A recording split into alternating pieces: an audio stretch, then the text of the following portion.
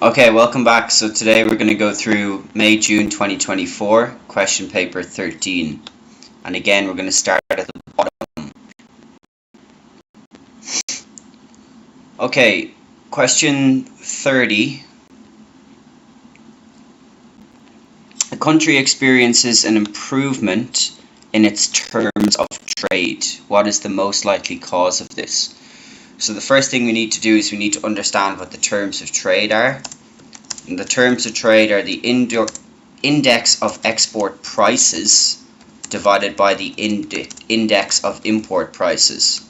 Okay, so it's not necessarily the value of the exports or imports, it is just the prices that are being charged. So for us to have an improvement, the index of export prices would have to go up.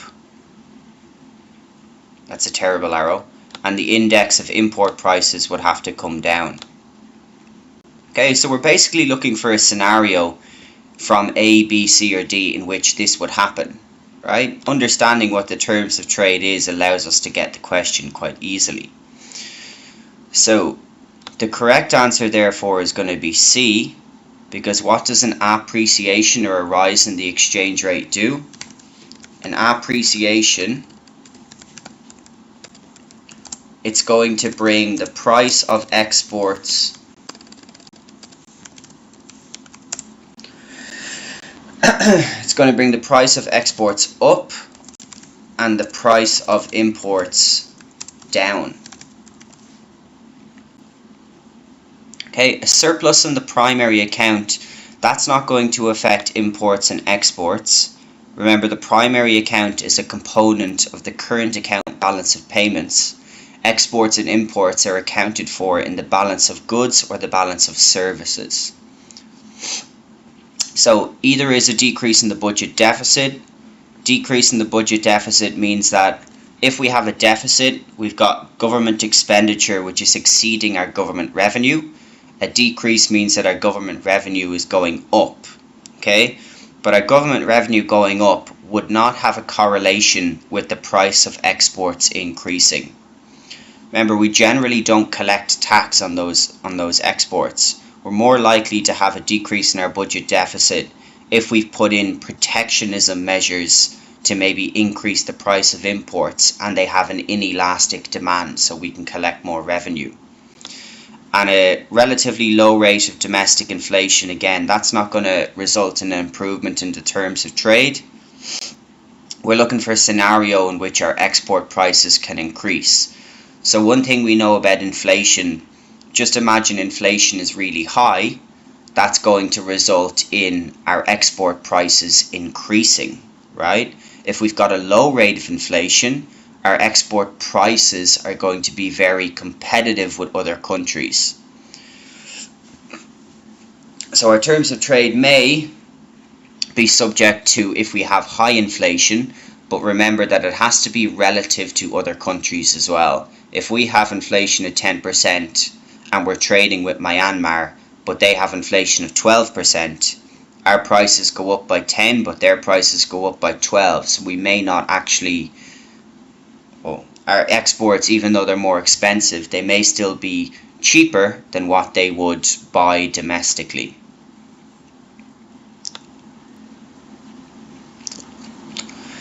Okay, economists suggest that multilateral trade between countries is preferable to bilateral trade. So what's the difference? Multilateral is trade between numerous different countries. Bilateral trade is trade that happens between two countries. Okay, so why are we saying that multilateral trade is better than bilateral? So if you go through the explanations here, bilateral trade means that trade diversion is always greater than trade creation. Okay, that's not true. What do those two terms mean?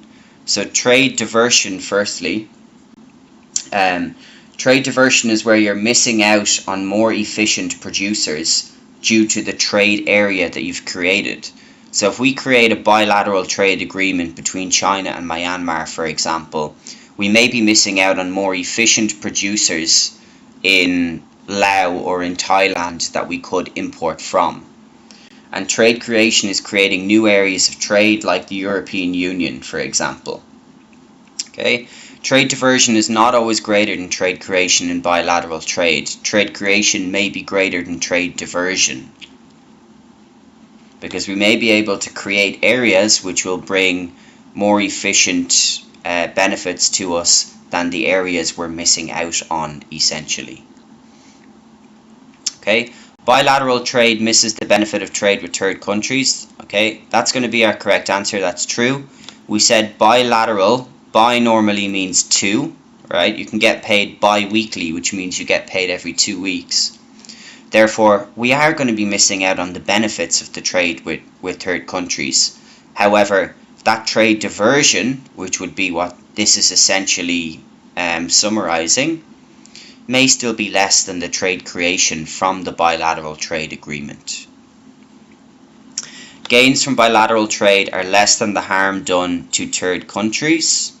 Okay, again, that's a subjective statement. That can be true, but it can also be false. So the third country may miss out on the additional exports that they may be able to generate to our country.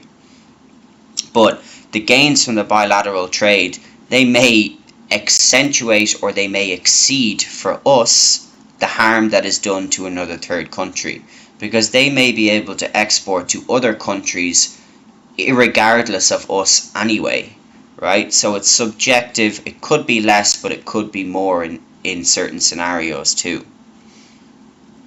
And gains from comparative advantage cannot apply in the case of bilateral trade. That's completely false. So remember, comparative advantage is where we can produce at a lower opportunity cost. We'll probably instigate a bilateral trade agreement because we have a comparative advantage. We can produce one good more efficiently or at a lower opportunity cost than another country. So we're going to focus on, let's call it good X. The other country will focus on good Y. We can increase our total level of output, and then we can trade the difference so that we can actually increase the goods and services that we can bring into the country or are available for our citizens. So comparative advantage can apply in bilateral trade. And 29 is kind of getting at 28. Now, students always get these questions wrong, but it's actually so simple. Okay, don't overthink these questions. So for 28, the table shows the output of goods X and Y in China and the US. Okay, so China's here.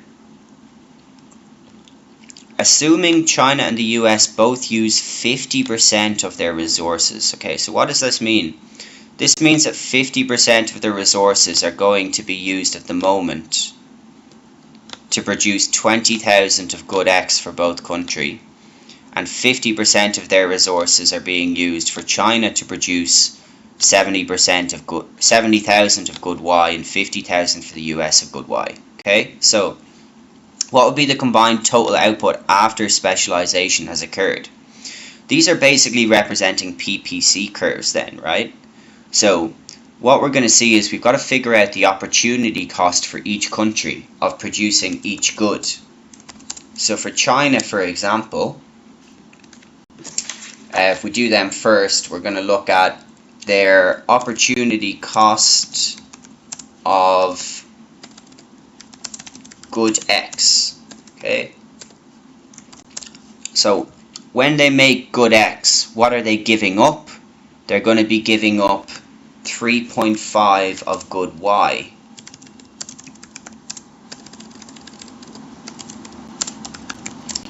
The opportunity cost of good Y for China, when they make 7 of good Y, they can make 2 of good X with the same allocation of resources. So therefore, just do simple division, and we should get 1 into 0.28 if my maths is correct. You can actually figure out which one is more efficient at which just by looking at them, really. You don't have to calculate the opportunity cost, but it's useful to get used to doing it. So for America, the opportunity cost of producing good X will be 1 into 2.5. and the opportunity cost of producing good Y will be 1 into 0.4. Okay, so then all we need to do is for specialization, which country has the comparative advantage in which good? So for the US here, we can see that they have the comparative advantage in good X, because they're giving up less of good Y, whereas China has the comparative advantage in good Y. Okay, so China is going to focus on good Y, the United States is going to focus on good X. Okay, now remember that this is only 50% allocation of resources, so at 50% China will still only produce 70,000 because it's not going to shift our PPC. US will still produce 20,000, so that's going to be a total of 90k. And after specialization has occurred, we're going to move all our resources to the production of these two goods and services, whereas we were previously only using 50% that we can see here. So all we have to do is multiply our total output at 50% of the resources by 2, and we're going to get 180,000 as the output after specialization has occurred.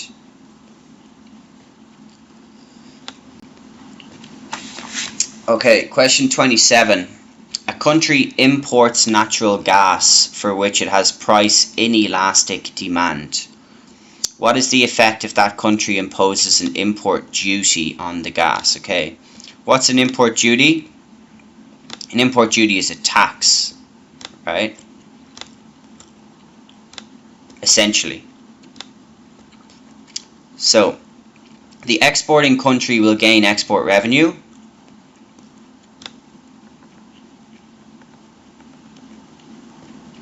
The importing country's primary income will increase. Remember, it's not going to be accounted for in primary income. It'll be export of goods or services. Price of natural gas will rise in other importing countries. No, they're not going to be affected by our import duty. Price will still be the same for them. But what will happen is that the consumers in the importing country will suffer a loss in their consumer surplus. So if I can just show you that here, remember that your consumer surplus is, in very simple terms, it is the area above the price to the top of the demand curve. Okay, so let's say we would originally be here,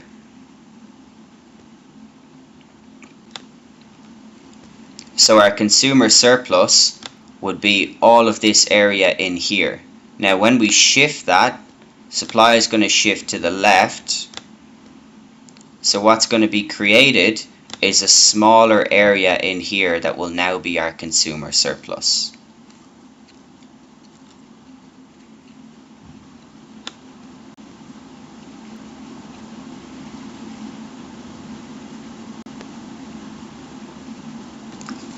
Okay, 26.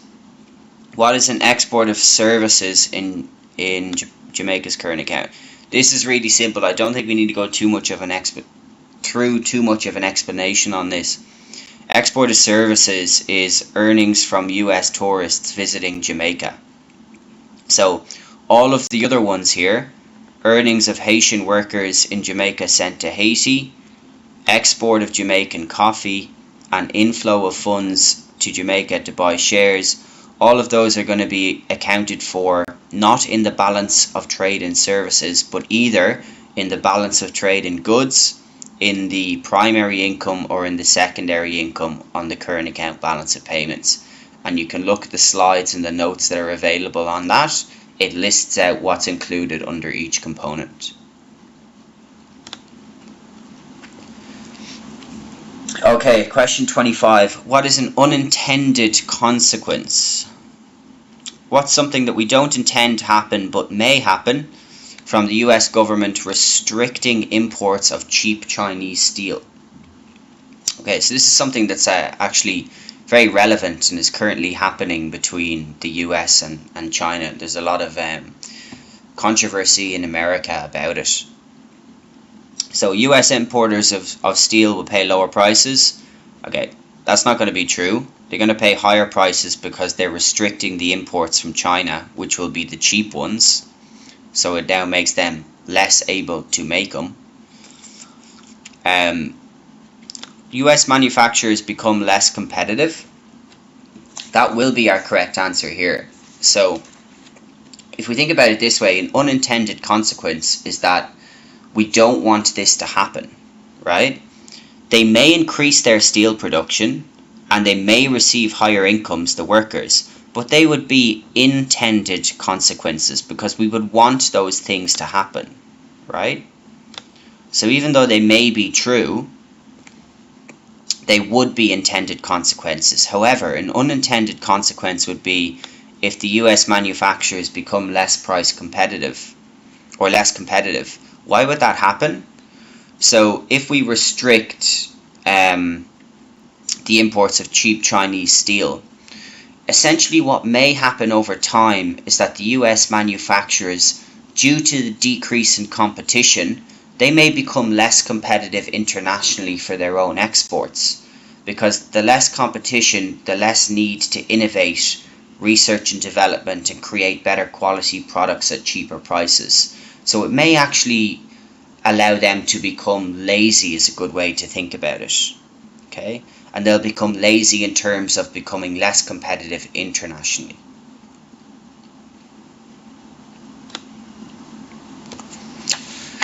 Okay, the demand for a country's exports is price elastic. It is experiencing a deficit on the current account of its balance of payments. Which combination of policies is most likely to correct the deficit? Okay, so in very simple terms, what we're going to be looking at here, right? It's got a deficit on the current account, so we know that there's different components, but when we get these questions, we simplify it and we just make it into exports and imports. Okay, so what we're going to say is, in this example, deficit means that we're importing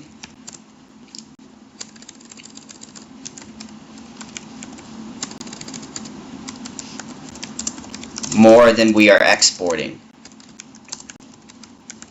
or in terms of our export expenditure is more than our import revenue. So to correct the deficit, we want to make exports go up, imports go down. Okay, so really simple. We're not getting into all the different components because we don't need to go through them. So the first thing we're going to look at is the rate of interest. Okay, now if we decrease the rate of interest, what's likely to happen is that consumer investment and consumer spending will increase, right? And if the consumer spending increases, in general what happens is that we may actually have a slight increase in our imports due to the availability of extra money or more availability to borrow and therefore more money to use. Generally what happens is the same theory as economic growth. The more money people have in their pockets, the more likely they are to actually import more goods instead of buy domestically. So we know it's not going to be that. The interest rate increasing may have the same effect. We know that if the interest rate increases, right, what happens is that it's a contractionary monetary policy, and it's designed to actually move AD to the left by reducing the consumer expenditure. Reducing the consumer expenditure and making it harder for firms to borrow means that it's going to affect their exports, right? Because they may not be able to take the borrowed money and research or put it into research and development, etc., which will allow them to become more competitive internationally. Okay? So the interest rate is going to be unchanged. The exchange rate is going to depreciate because that's going to make us, we're told that exports is price elastic. Depreciation is going to reduce the price of our exports, which means our total exports will increase. And if the standard rate of income tax increases, what's that going to do? That's going to restrict the amount of imports as well. So it's kind of like the same theory as the rate of interest, right? The less money we have in people's pockets, then the less imports that we're going to bring into a country.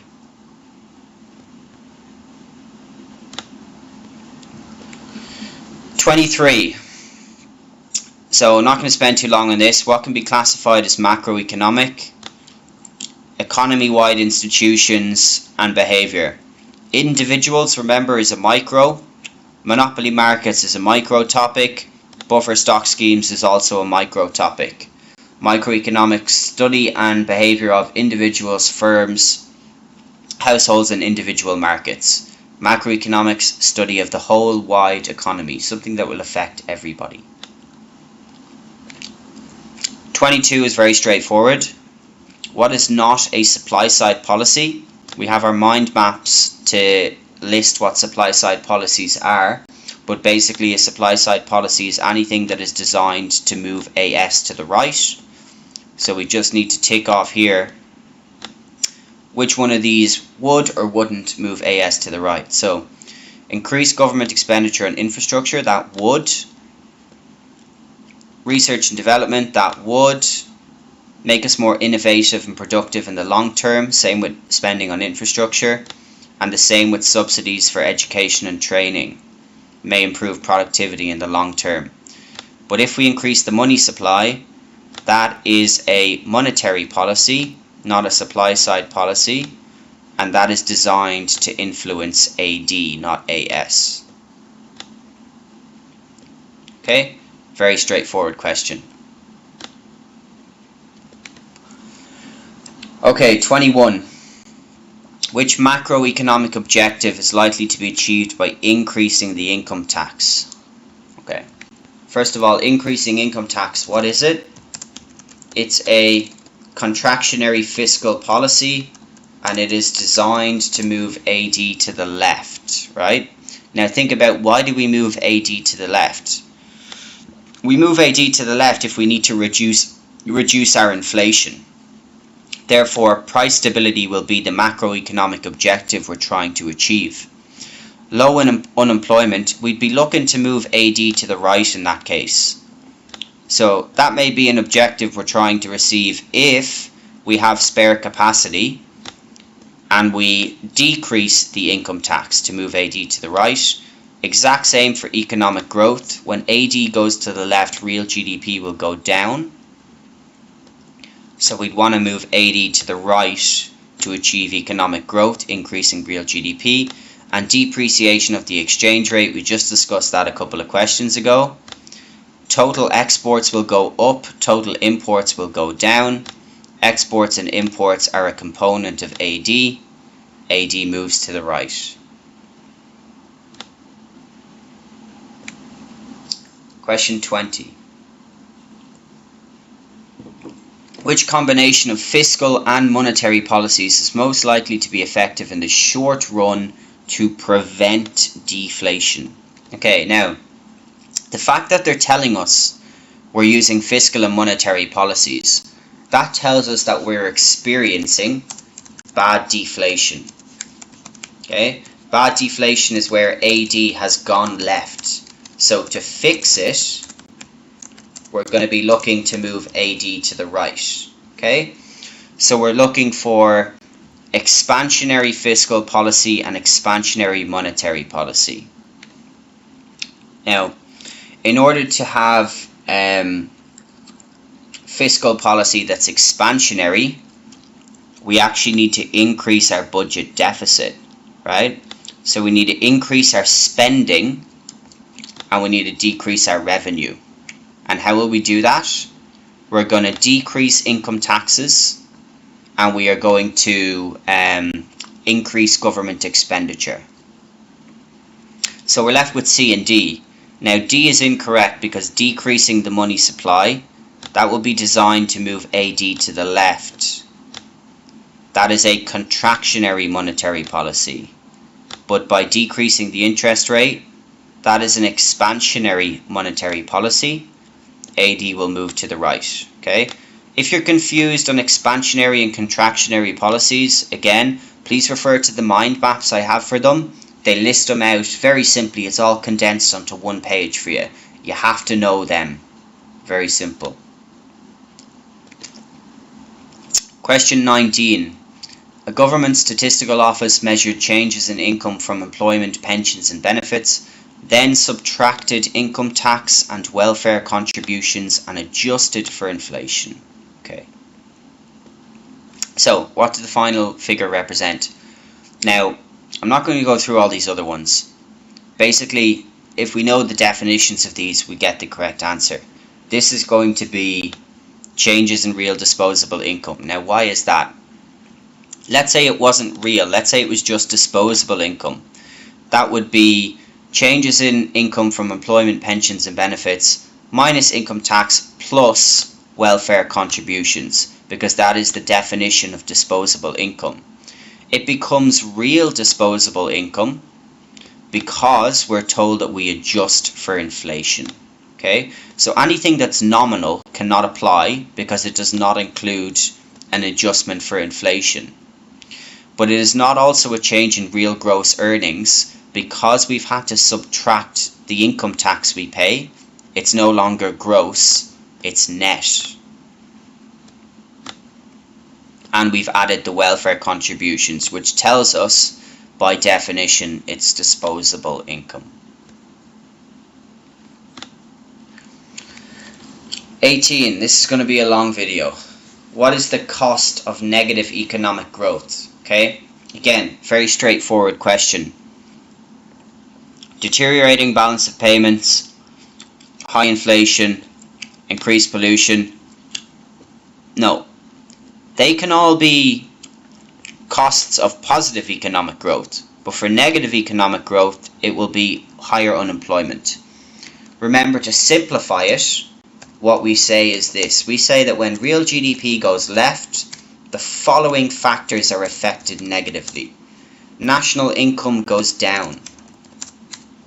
Employment goes down. Living standards go down. And the opposite way. If real GDP goes right, we have positive economic growth.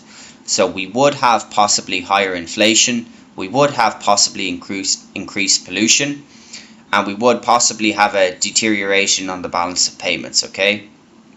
But we may possibly have the other effect on balance of payments as well. We may have an improvement. It depends on the circumstances. But cost of economic growth will for sure be the unemployment going down.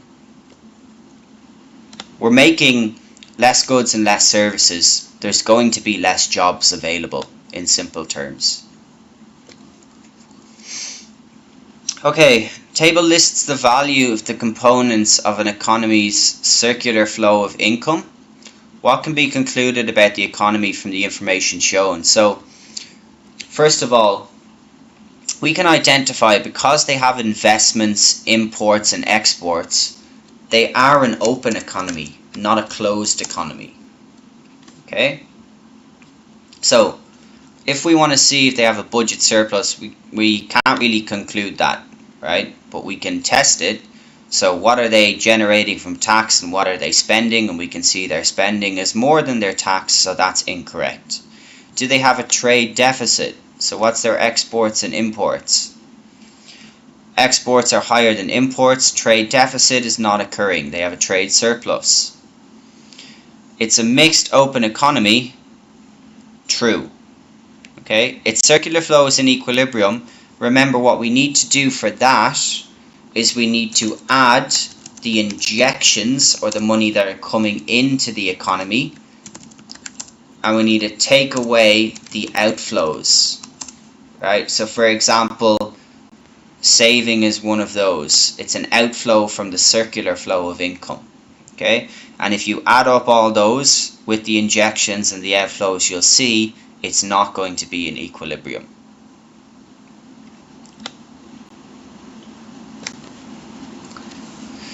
Diagram shows the effect on the average price level when AD increases from 81 to 82. Which statement relating to this change in aggregate demand is correct? Okay, so I don't really like this question, if I'm being honest with you. It's a little bit silly, because where they should have it is they should have the initial AD at the perfectly inelastic point, because technically there is a very small increase in real GDP here. right? But where it should be, and we know that from the style of question they're asking us, is at the point where output for real GDP is not going to increase, right? So real GDP has not increased and it has not fallen, it has stayed the same. Nominal GDP, however, remember, is just the changes in prices. And because AD has moved to the right, what we can see here is that the price level has gone up, which means that our nominal GDP has to have increased. Nominal GDP will remain unchanged if the price level stays the same, but that's not happening here. We don't have any spare capacity, so a shift in AD creates a generous change in the price level, which is how we calculate our nominal GDP. And then we'll adjust for inflation and we'll realize that we haven't had any increase in real GDP.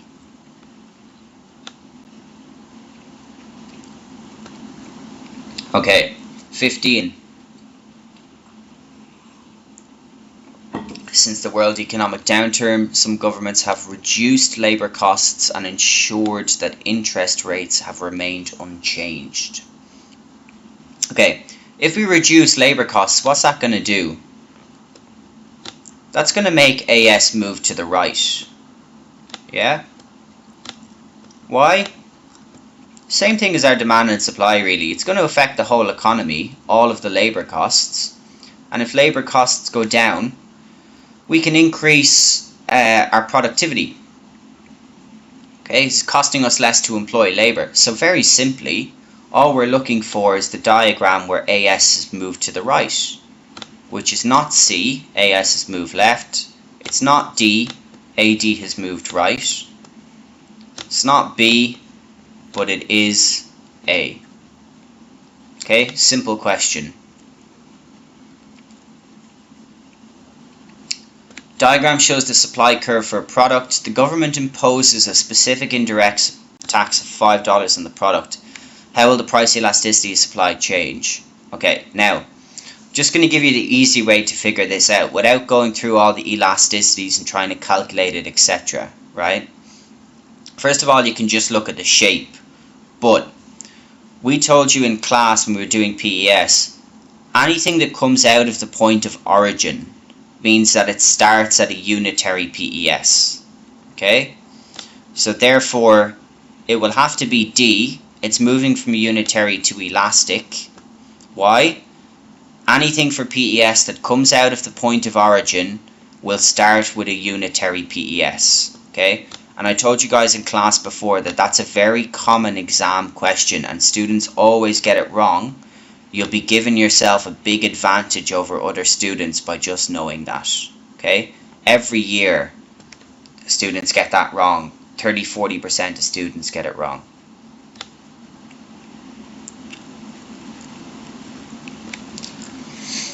Okay, diagram shows the effect of an indirect tax imposed on cigarettes.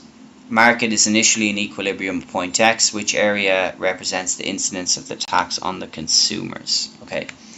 Again, you can look at these. The mind maps give these breakdowns very, very well, depending on the elasticity. We're just given a regular demand curve here. So when we move, the full incidence of the tax is from the new price down to where we hit the original supply curve. Okay.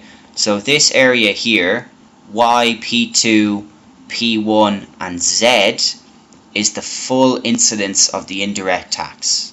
But that incidence of the indirect tax is split between the consumers and the producers. Okay? And the way to figure it out is the incidence that's on the consumer is always the area from the new price, okay, so from Z here, down to where our old price would be, which would have been this area X, right? But obviously we only have to take account of the new supply level. Therefore, our incidence on the consumer will be P1, PE, W, Z, right? Which in this case here will be P1, Z, W, PE, yeah, B. The incidence on the producer is basically the area that's left, right? So we call it the burden or the incidence. It's like basically the effect of the indirect tax that they have to take on themselves, okay? And depending on the elasticity, they can either be the same, or it can be bigger for the producer or bigger for the consumer, sorry. So in this case, we can see it's slightly bigger for the consumer, but once we know where to find it, no matter what the elasticity is, if you just know where to find it, you can draw and figure it out every single time. So we take it for the consumer from the new price down to where we hit the old price, and the area that's left, taking from new price to where we hit the original supply, is always the incidence that's left for the producer. Okay, that's a really simplistic way of thinking about it. That is the easiest way to do all of these questions. Okay, trying to remember the different types of elasticities and the incidences, like if it's bigger for consumers or if it's bigger for producers, just gets too complicated towards the end. You've got so much detail to study. So just remember how to figure it out on the curve. When you do that, when you draw the curve, you will show which one is bigger or smaller every time. Okay, 12. Government introduces an effective minimum price for a product but makes no other intervention in the market. What does this policy suggest? Okay, so this policy will suggest that they're trying to discourage consumption of a demerit good. Okay, now for a minimum price, it's not going to apply for a merit good. It's not going to reduce the price of a private good. Remember, minimum price is the one that goes on top. Yeah, so minimum price is going to be up here, so it's going to increase the price. So C doesn't apply. But for D, to support the incomes of producers, we know that an effective minimum price is something that actually is used to support the incomes of farmers, especially for agricultural producers. However, there needs to be other forms of intervention to ensure their incomes are going up, because we know that the demand will contract to such an extent that it may be possible the increase in price is actually resulting in them receiving less income. So when they're using it in the agricultural markets, they set a minimum price, but the government actually will buy, normally at a discounted rate, the excess supply here that's created. Okay, and what does that do? That ensures that when they're selling it on the market at the regular price, they're getting the higher price even with less demand, but they're able to increase their incomes from what they were previously by selling this excess supply to the government at discounted rates. Okay, so the government is ensuring basically that they're getting rid of their supply to try and reduce the likelihood that a black market will develop.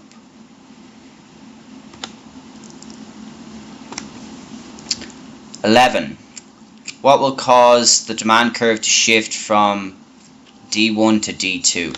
Okay, so very simple. Factors that will affect demand, what we see is the quantity of public transport does not increase. This is an individual's initial demand curve. Okay, so that's quite important. So basically we're saying, like, why are they now willing and able to pay a higher price for using public transport, right? So we've got to be looking for a reason why they now have to use public transport more, which is why they would obviously be more likely to raise the price. So, cost of running the individual's car falls? No. That would result in it looking something like this maybe. Okay, the demand for public transport would then decrease because them using their own car would mean they'd use their car more often than they would public transport if the cost of using their car goes down. If the individual is no longer able to drive, that will actually increase the demand, right? Because they can't drive anymore, they have to use public transport now, hence why they're willing to pay a higher price for using it.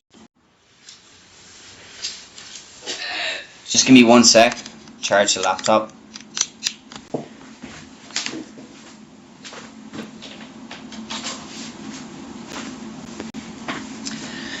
Okay, price of public transport falls. Again, if the price of public transport falls, why would they be willing to pay a higher price for it? And public transport services are reduced. Again, what would that do? That would decrease the availability of public transport. Quantity of public transport, however, has remained the same. Yeah. And also, if the total or the market public transport services are reduced, what's that going to do? That's going to shift the supply to the left. Yeah.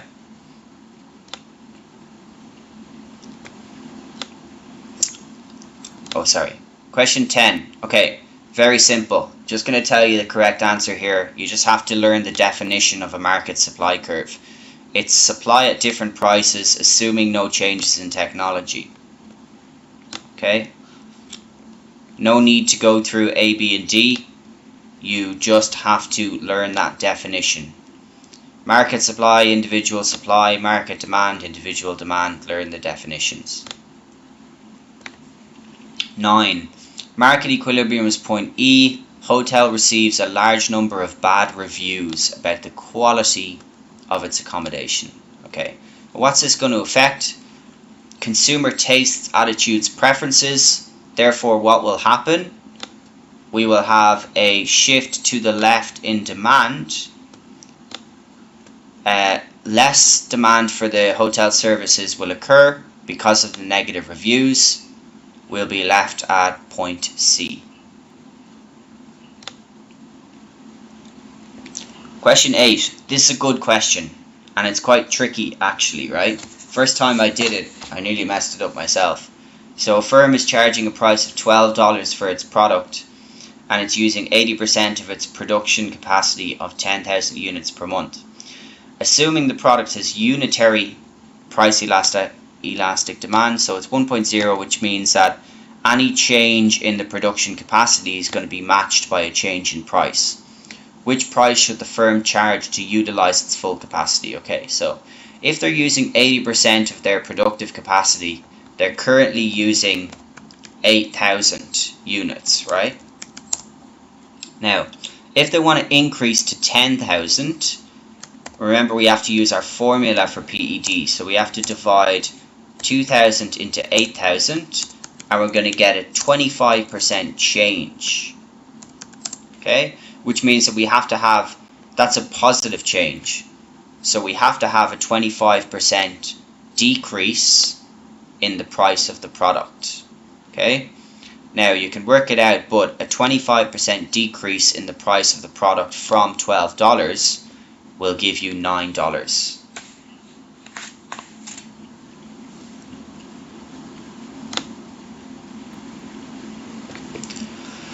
Okay, a company uses large amounts of gas to produce steel. Supplies of gas are reduced at the same time as the market for steel is hit by a recession. So what we have is we have supply moving to the left, and we have demand moving to the left. Okay, what happens to equilibrium price and equilibrium quantity? So let's draw our demand and our supply diagram here, and let's see.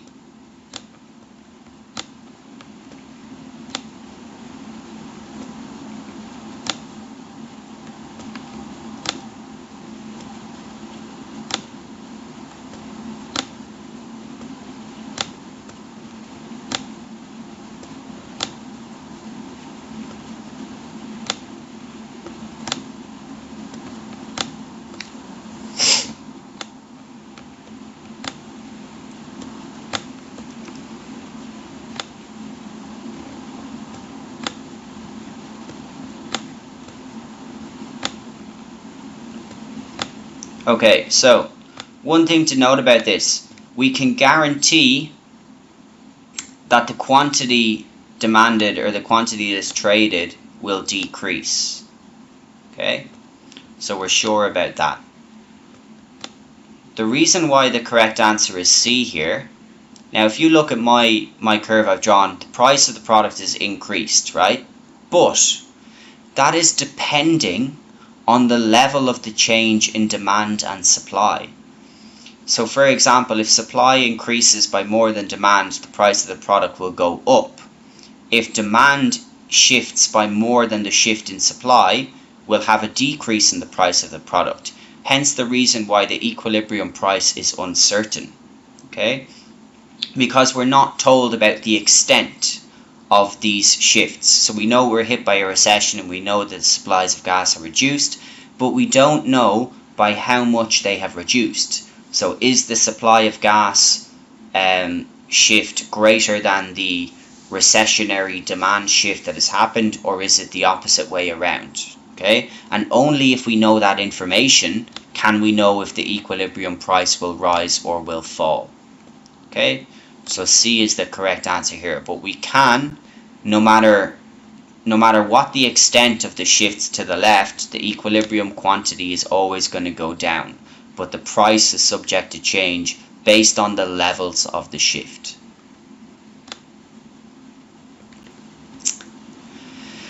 Okay, which business is likely to be slowest to alter its output in response to a sustained increase in demand for its product? Okay, basically what they're asking us here is which one is likely to be the most capital intensive firm, right? Remember, they ask this question in various forms very frequently. Came up in your quiz at the start of the year. Labor is something that can be altered very quickly. Capital is something that is only altered generally in the long run or the very long run, right? Or technology definitely in the very long run. So an oil exploration company is likely to be the most capital intensive out of these three. Therefore, they will be the ones that will be slowest to alter their output to a sustained increase in demand. Okay, question 5. What will encourage a higher degree of division of labour?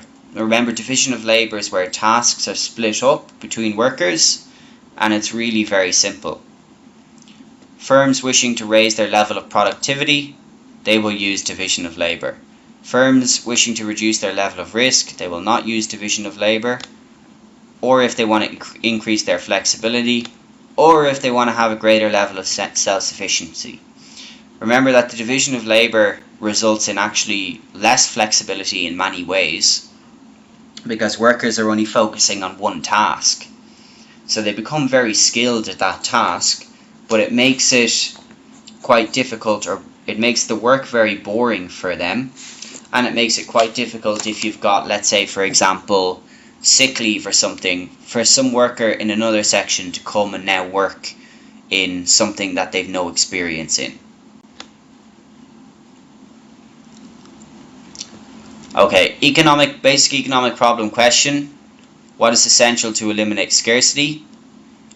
Remember I said when we get basic economic problem questions, we write down 4 sentences basically. Okay, and these 4 sentences will help us answer any question that ever comes up on this section.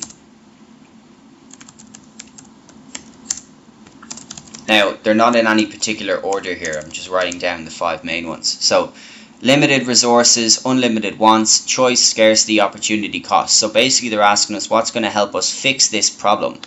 And that's very simple. If we have enough resources to meet the wants, this problem will be fixed, right? Budget surplus, equilibriums in the markets, they don't affect it. Resources may still be limited if there's equilibrium, and wants may still be unlimited. Just means the price in the market is set at where demand and supply will meet. Budget surplus does not affect scarcity at all. It's nothing to do with it. It's a macro concept. And then producers consistently produce in excess demand, markets in disequilibrium. How is that possibly eliminating scarcity? Okay, so A for that one. 3, which activity illustrates the consumption of a free good? Okay, so remember, what is a free good?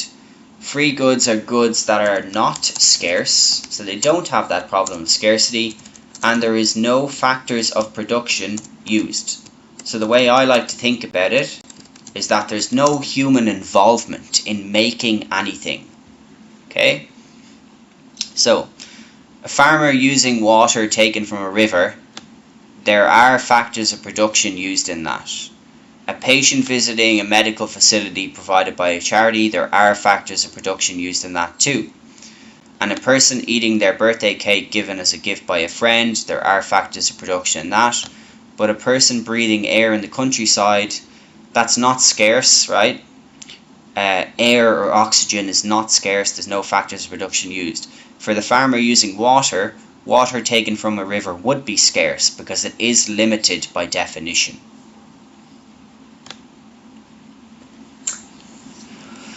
Okay, question 2, we're nearly there. The diagram shows a PPC for an economy that produces two goods, X and Y. When will the opportunity cost of producing more of good X be the largest?